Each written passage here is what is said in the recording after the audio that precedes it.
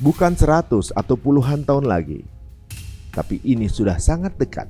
Hanya 4 tahun dari sekarang, atau sekitar tahun 2030, sekitar 2000 pulau kecil kita berpotensi berada di bawah permukaan air laut secara permanen. Jika penurunan itu tidak bisa kita lakukan langkah mitigasi ya, tentunya nanti isu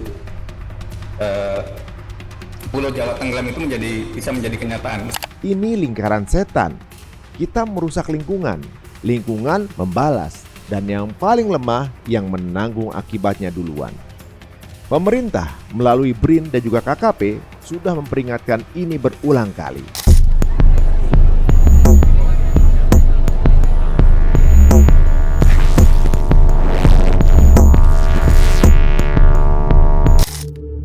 (1748) itu bukan angka sembarangan, itu bukan sekedar deretan digit dalam sensus. Itu adalah identitas kita.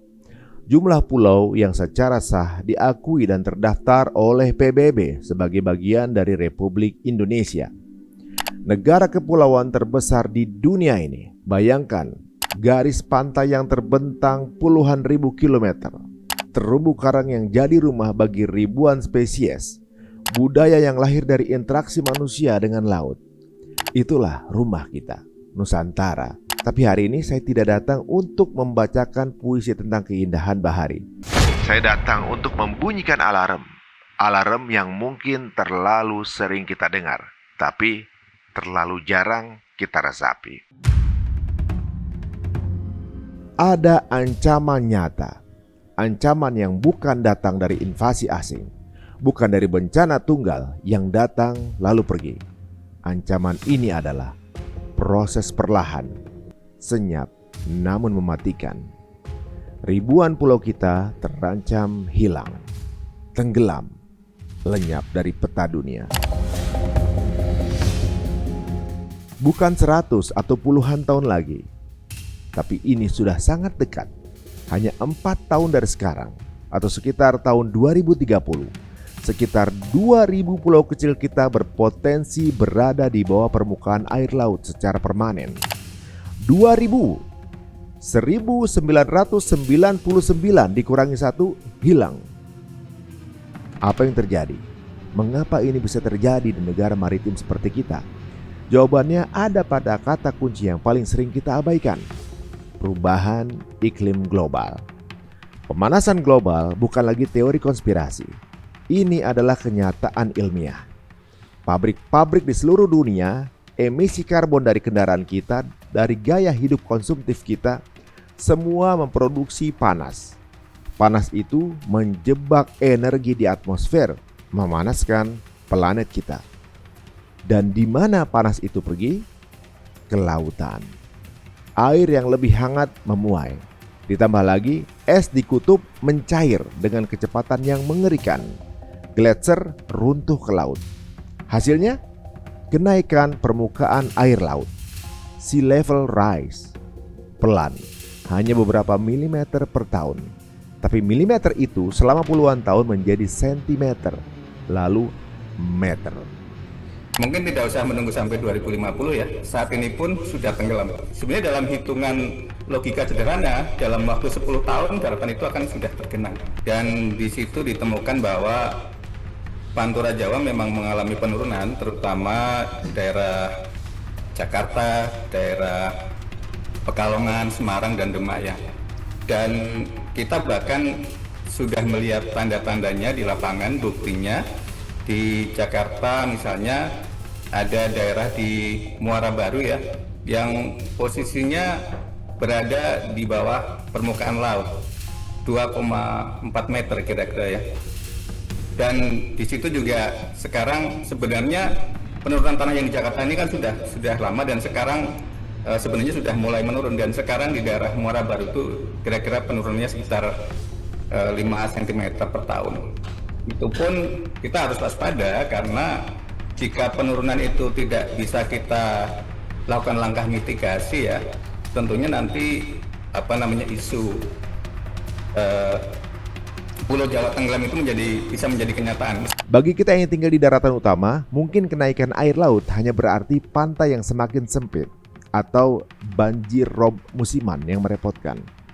Tapi bagi pulau-pulau kecil, pulau karang yang tingginya hanya 1 atau 2 meter di atas permukaan laut, itu adalah vonis mati. Mereka adalah yang pertama terdampak. Mereka adalah garda depan krisis iklim.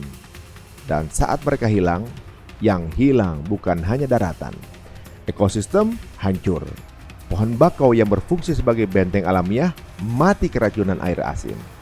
Terumbu karang memutih. Ikan-ikan pergi. Dan manusia? Manusia di sana. Mereka kehilangan segalanya. Kalau rob besar tuh segini, penuh semua, dari kamar-kamar juga sudah penuh. Ya nggak kemana-mana, udah di rumah aja 4 anak suami. Setelah banjir rob, sekarang Bu sudah menambah waktu. Enggak 1 jam, udah selesai enggak. Ya, air naik bisa 6 jam Bu, naik terus 6 jam. Air naik dari bibir pantai yang tidak punya bibir. Coba bayangkan, seorang nelayan di Pulau Pari atau Pulau Pramuka di Kepulauan Seribu. Mereka sudah hidup turun-temurun di sana. Rumah mereka, kuburan nenek moyang mereka, ladang kecil mereka, semuanya terancam hilang. Beberapa pulau di Teluk Jakarta seperti Pulau Dapur, Pulau Nirwana udah lenyap. Bukan metafora, lenyap secara fisik. Yang tersisa kadang hanya menara suar, berdiri kesepian di tengah laut, menjadi monumen kegagalan kita menjaga bumi. Bukan cuma kenaikan air laut, abrasi menjadi makin parah karena gelombang lebih kuat. Ditambah lagi di beberapa wilayah, penurunan muka tanah karena ekstraksi air tanah berlebihan mempercepat proses tenggelamnya pulau. The rate of subsidence, up to 20 centimeters a year, means that millions of residents and billions of dollars in assets could be swallowed by the rising seawater. To protect threatened areas of North Jakarta like this, the Indonesian government built a 30-kilometer seawall that was raised in 2008. But as the subsidence continues, more permanent solutions will be needed. Up the road in Pluit, the city's rivers have to be pumped out because they're now below sea level. Here the 2008 wall has already sunk 2 meters. These images taken in December show the wall being breached for the first time by a king tide. Now a new wall is being built that is 2.5 meters taller. JJ Brinkman, a Dutch water specialist working with the government, says the primary cause of the subsidence is the extraction of groundwater, which causes the land beneath to compact.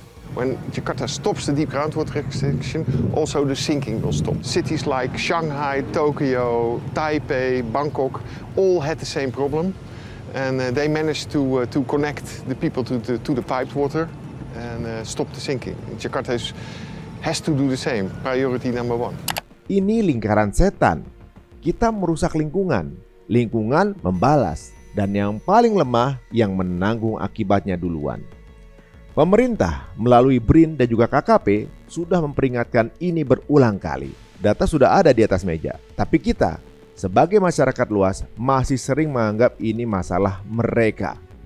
Yang ada di pesisir bukan masalah kita yang di kota besar, yang hidup nyaman dengan AC menyala dan kendaraan pribadi. Setiap pulau yang hilang adalah pengakuan kedaulatan yang terkikis.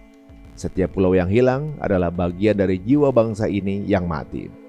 Lalu, apa yang bisa kita lakukan? Apakah kita hanya bisa pasrah melihat Indonesia mengecil di peta? Tidak. Kita harus sadar, aksi mitigasi dan adaptasi harus berjalan. Restorasi bakau, pembangunan tanggul laut yang cerdas, tata kelola pesisir yang berkelanjutan, itu semua pekerjaan besar pemerintah dan komunitas lokal. Tapi perubahan terbesar harus datang dari kita sendiri. Gaya hidup kita, kesadaran kita, menuntut kebijakan yang lebih pro lingkungan dari industri dan juga pemerintah. Mengurangi jejak karbon kita sendiri. Ribuan pulau Indonesia terancam hilang. Itu bukan sekedar berita utama yang membuat kita menghela napas untuk prihatin lalu lanjut scroll di medsos. Itu adalah panggilan untuk bertindak, untuk menjaga setiap jengkal tanah air ini. Jangan biarkan Indonesia tenggelam dalam kebisuan kita.